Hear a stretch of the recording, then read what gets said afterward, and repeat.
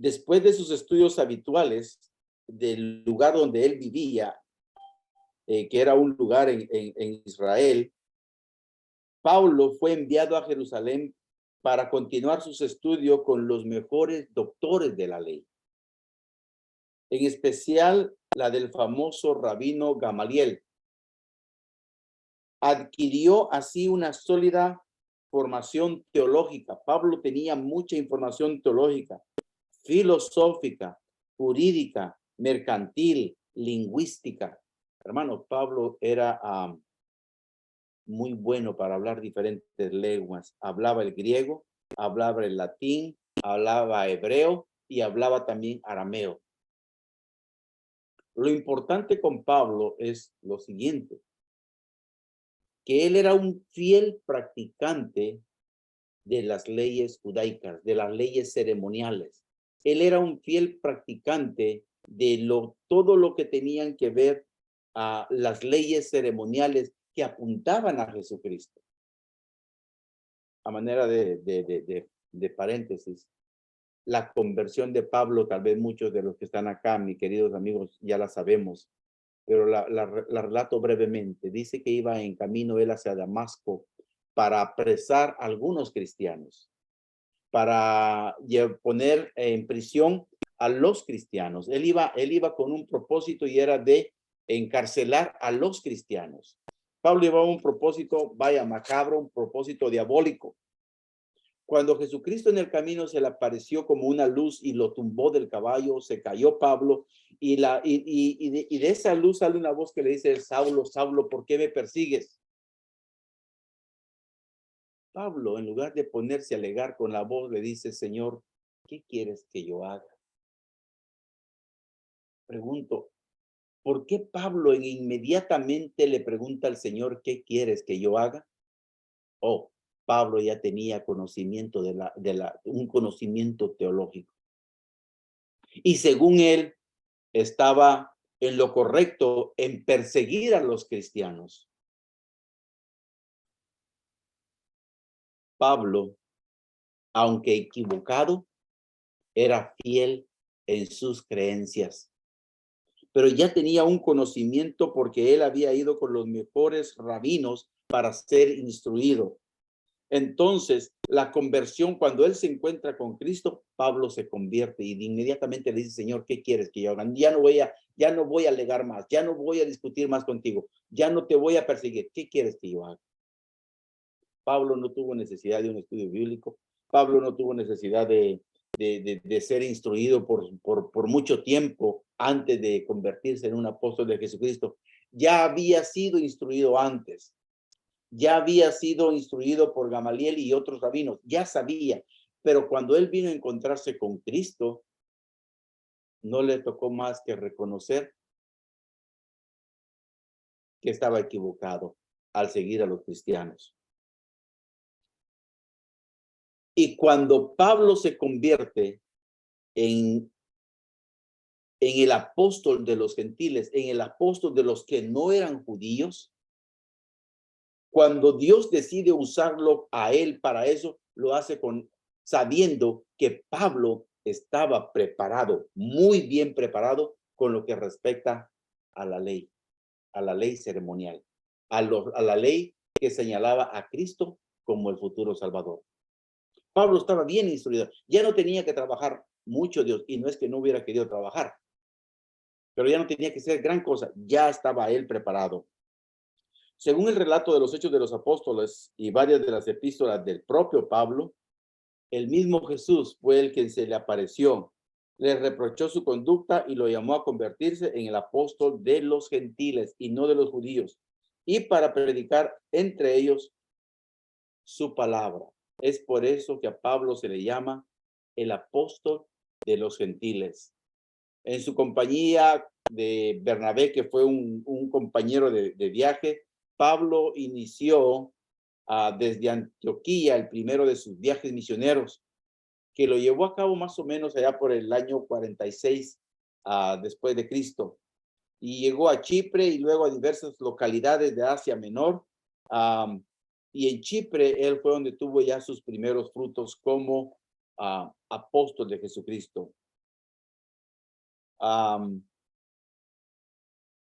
éxito fue notable, pero también fueron numerosas las dificultades que Pablo escapó.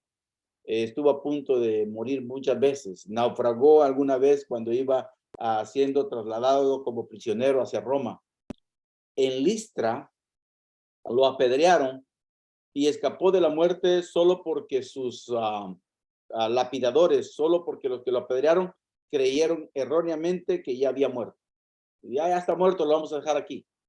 Y ahí se quedó Pablo, pero estaba vivo y siguió vivo. El éxito de su labor evangelizadora permitió a San Pablo imponer la tesis de que los cristianos gentiles debían tener la misma consideración que los judíos. Los cristianos judíos traían esa cultura de que eran el pueblo elegido por Dios. Traían esa cultura de sentirse mejor que otros. Y para los judíos, incluso, si recordamos tal vez, y si no la conoces brevemente, te comento la historia de Pedro cuando le fue y le predicó a Cornelio. Cornelio era un gentil, Cornelio era una persona no judío. Y Dios tuvo que preparar a Pedro mentalmente para poder irle a predicar. Y cuando Pedro llega a la casa de Cornelio, le dice de una vez, así de entrada, le dice, ustedes bien saben que para nosotros los judíos no es tan fácil predicarle a ustedes, pero Dios me ha preparado. Ok, Pablo no necesitaba eso. Pablo luchó para que los cristianos judíos y los cristianos gentiles tuviesen, el mismo estatus. No había separación. Pablo decía, ante Dios somos iguales. Ante Dios todos somos iguales. No hay, los judíos no son mejor que nosotros, los gentiles no son mejor que los judíos, nadie. Para Dios todos somos iguales. Hermanos, imagínense si Pablo no hubiese luchado por esa igualdad delante de Dios. Aún y en el cristianismo de hoy en día tendríamos eso de que, bueno, nosotros somos mejores que otros. Y aún así todavía lo seguimos haciendo. A veces nos sentimos mejores que otros, cosa que no debería ser. Nosotros somos hijos de Dios.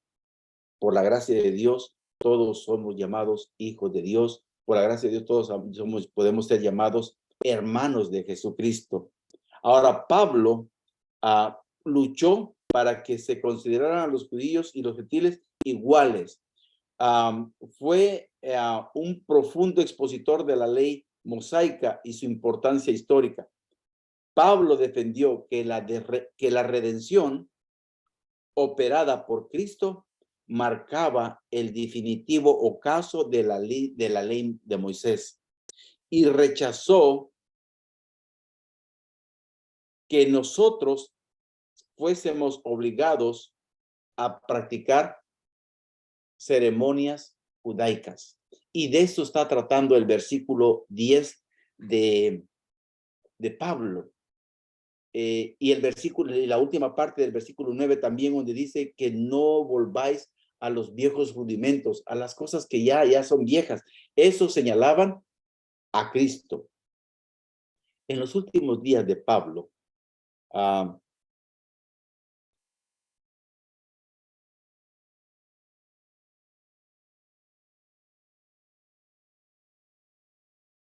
fue llevado como prisionero hasta Roma.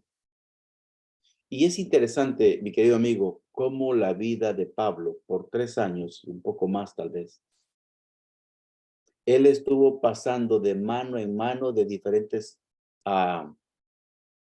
gobernadores romanos. Entre ellos está Félix, y el relato de una escritora dice que el propósito era de que a través de que Pablo llegaba hacia las cortes reales para defenderse, el mensaje del evangelio llegó a muchos también de la nobleza. Del año 61 al 63, Pablo vivió en Roma, parte en prisión y parte en una especie de libertad condicional. en el llamativo contraste de su juventud de fariseo, Pablo era fariseo, cerrado a toda amplia visión religiosa y celoso de las prerrogativas espirituales de su pueblo, Pablo dedicaría toda su vida a derribar ese muro. ¿Cómo lo podemos ejemplificar? Pensemos en alguien que es comunista. Pensemos en alguien que es comunista y que después conoce el cristianismo. Un comunista no cree en Dios, un comunista es ateo, pero después conoce el comunismo.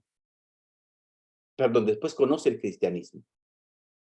Esa persona que ha sido comunista antes y después conoce el cristianismo, tiene las mejores herramientas para poder ganar a otros que son comunistas también y convertirlos al cristianismo.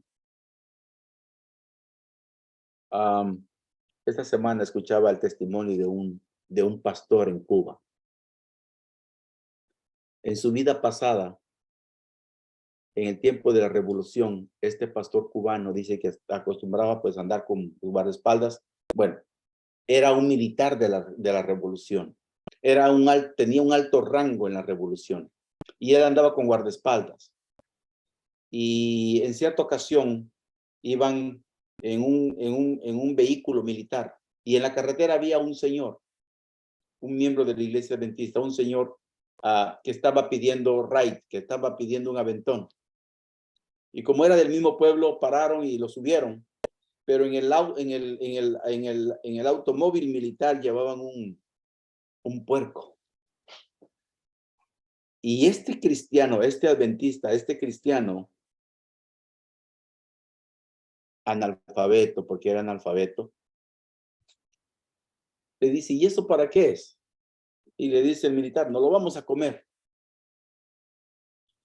Y el otro, sin tanta cosa, le dice, eso es inmundo, eso no se debe de comer.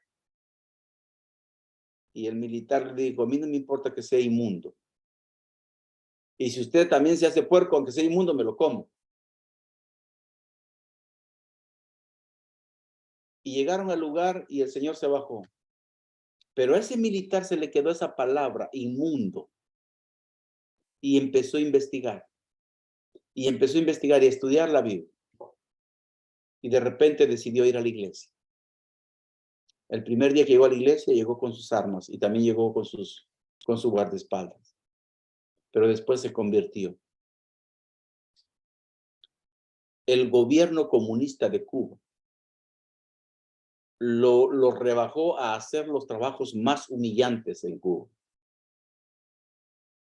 Pero esa persona se convirtió, ganó a otros y después llegó a ser un pastor. Y tiene un legado ahora de dos hijos que son pastores, nietos pastores.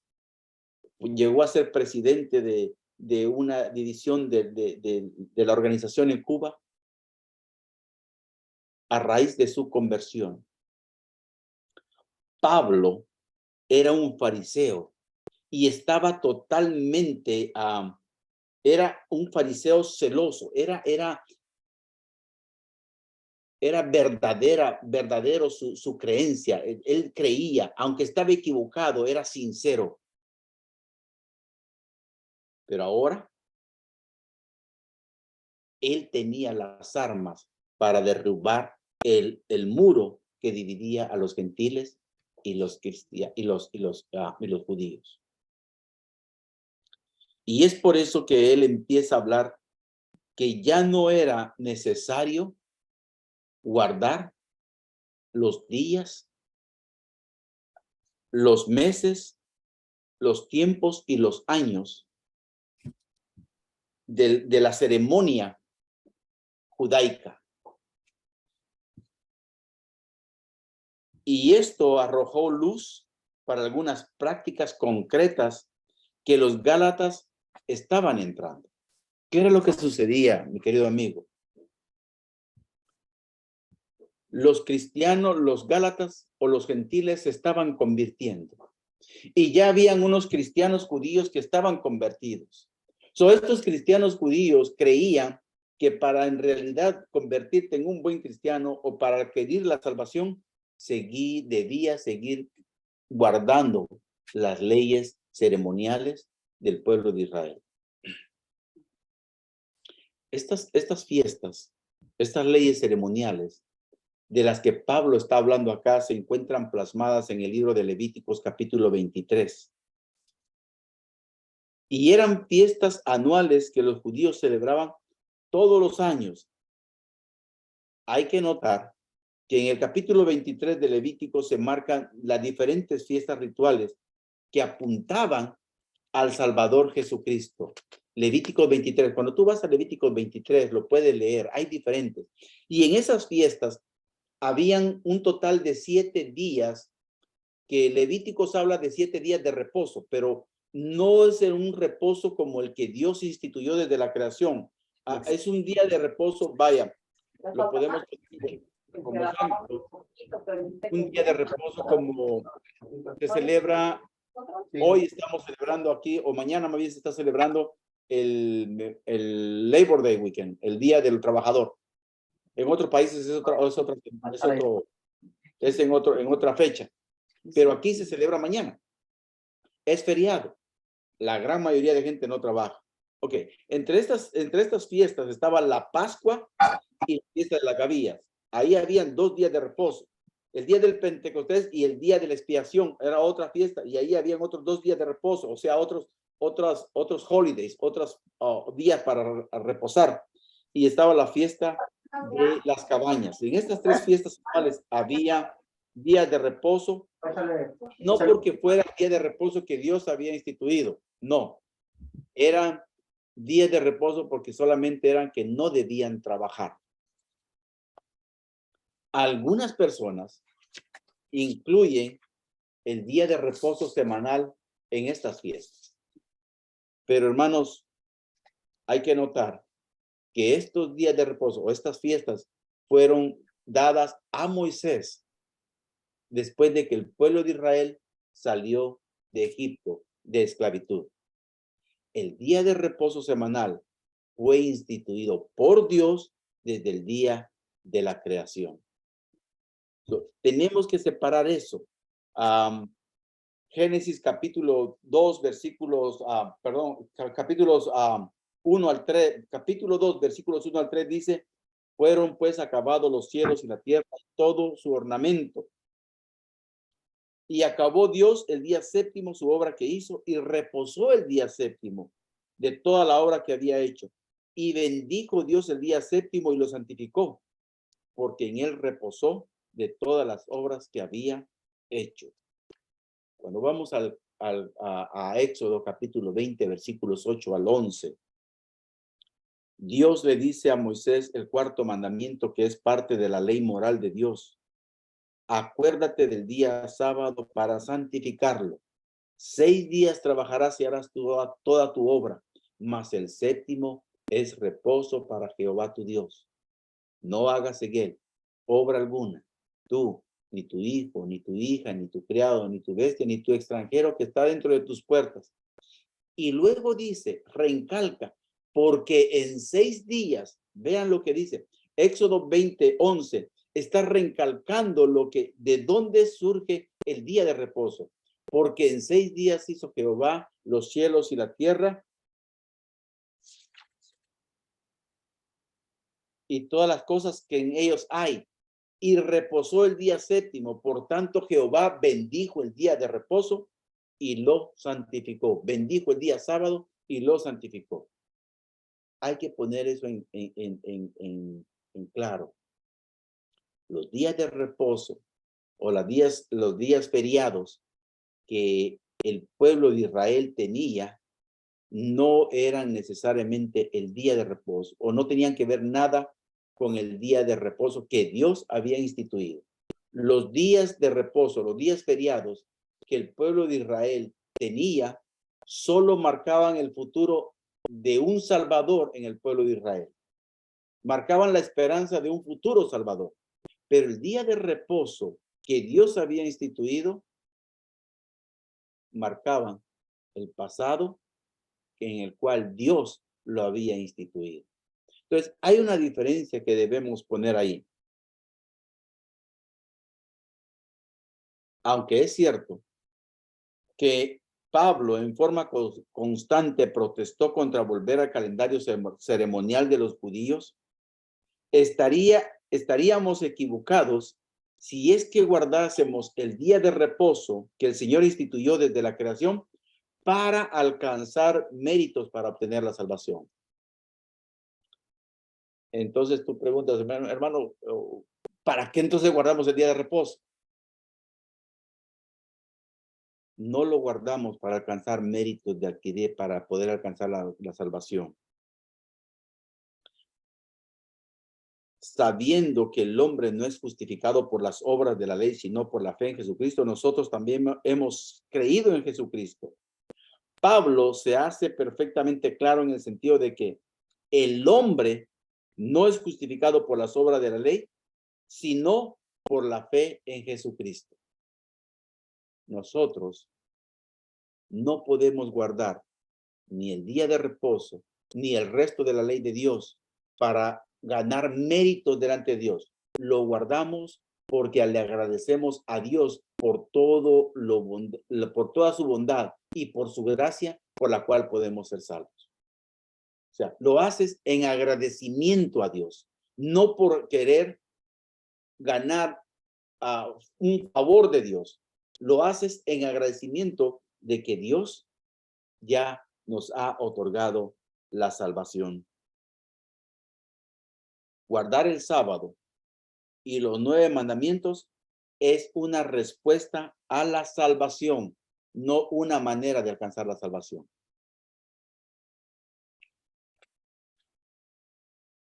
Y muchas veces nosotros queremos enfocarnos en eso. Y hermanos, si no estamos diciendo que la ley de Dios no se debe de guardar.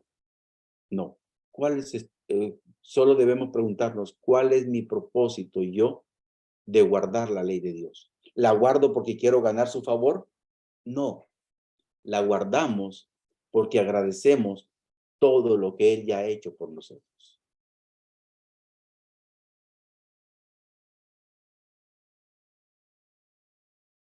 Una de las principales lecciones, y con esto vamos a ir terminando, y perdonen porque ahora nos hemos pasado un poco por la tecnología que no podía conectar. Una de las principales lecciones de Gálatas, el capítulo 4, del versículos 1 al 11, para el ser humano es que necesitamos recordar quiénes éramos y qué hemos llegado a ser como cristianos. Mi querido amigo, es importante que entendamos quiénes éramos. Pero es importante que entendamos que para llevar una vida diferente o para ganar el favor de Dios, no tenemos que hacer obras de nuestra propia cuenta. No guardamos la ley de Dios, la ley moral de Dios, para ganar su favor. No te preocupes. Si tu vida pasada ha sido una vida desordenada y ahora dices, bueno, ahora quiero enmendar mi vida y para ganarle el favor de Dios voy a guardar la ley de Dios, voy a guardar los 10 mandamientos, no. No nos mortifiquemos con eso. Acerquémonos a Dios. Y a medida de que nos acercamos con Dios, a medida de que depositamos nuestra fe en el sacrificio que su Hijo hizo en la cruz del Calvario, nosotros vamos entendiendo que hay una ley que guardar para nuestro propio beneficio. Y llegamos a decir como el salmista, en mi corazón he guardado tus dichos para no pecar contra ti.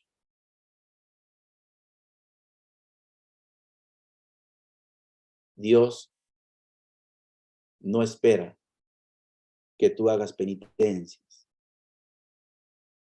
Dios no te dice, bueno, ya cometiste adulterio, ahora tienes que hacer todo esto de penitencia para poderte perdonar. Recordamos la historia de la mujer que fue hallada en pecado y la trajeron para ver si Cristo también decía que la apedreara.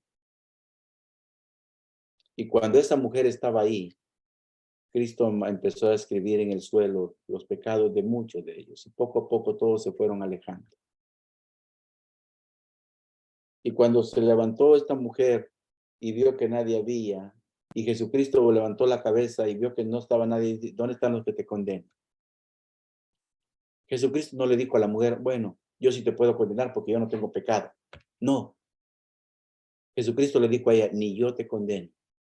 Vete y no peques más. Dios no nos saca en cara nuestro pasado, por más malo que haya sido. Dios está dispuesto a aceptarnos. Y cuando nosotros reconocemos esas bondades de Él, no hacemos más que guardar sus leyes. Antes de encontrarnos con Cristo, tal vez hemos sido esclavos de ideas falsas y de maneras inadecuadas de llegar a ser justos ante Dios. Por medio de la fe en Cristo, mi querido amigo, y su solución en el Calvario, hemos llegado a ser parte de la familia de Dios y herederos de la promesa del reino hechas por Él mismo. Si hemos de hacer un verdadero progreso en nuestro caminar con Dios, necesitamos evitar los débiles y pobres rudimentos como una manera de llegar a ser justo y mantenernos así ante Dios. Lo único que realmente podemos hacer es confiar en la maravillosa gracia de Dios. Y eso lo podemos recibir solo por medio de la fe. Dos elementos, hermanos, que debemos entender, mi querido amigo. La gracia de Dios, el regalo de Dios. Dios nos quiere salvar. Dios quiere estar con nosotros. Y debemos tener fe en Él. Tal vez nosotros hemos sido enseñados equivocadamente de querer ganar la gracia de Dios. Que voy a hacer una manga, que voy a hacer una penitencia por esto, que voy a hacer... No necesitamos. Solo necesitamos descansar por fe en la gracia de Dios.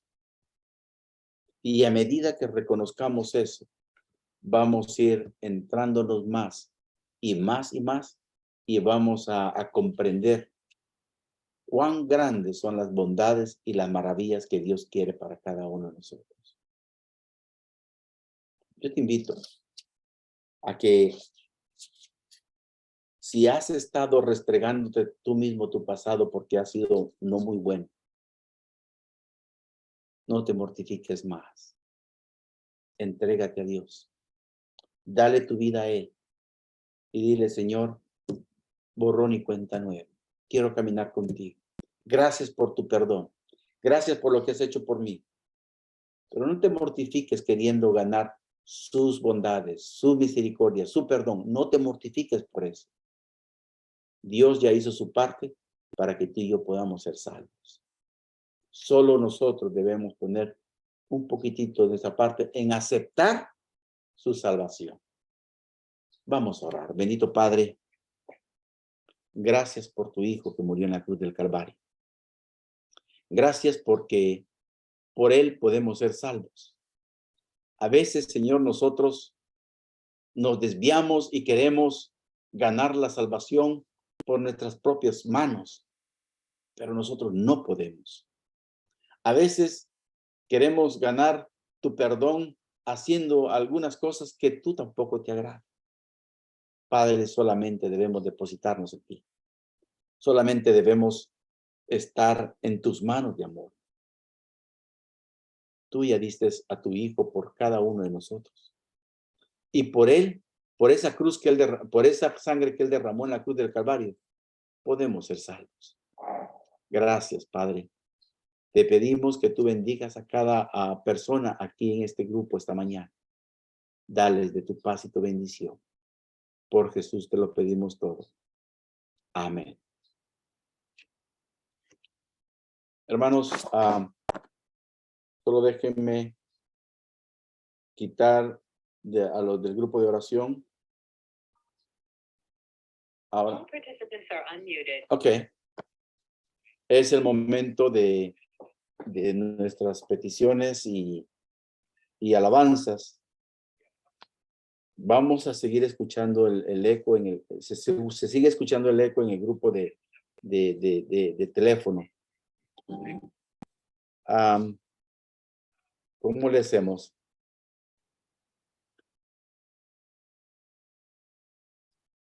Vamos a leer, Roberto, si nos ayudas con algunas partes de aquí del chat.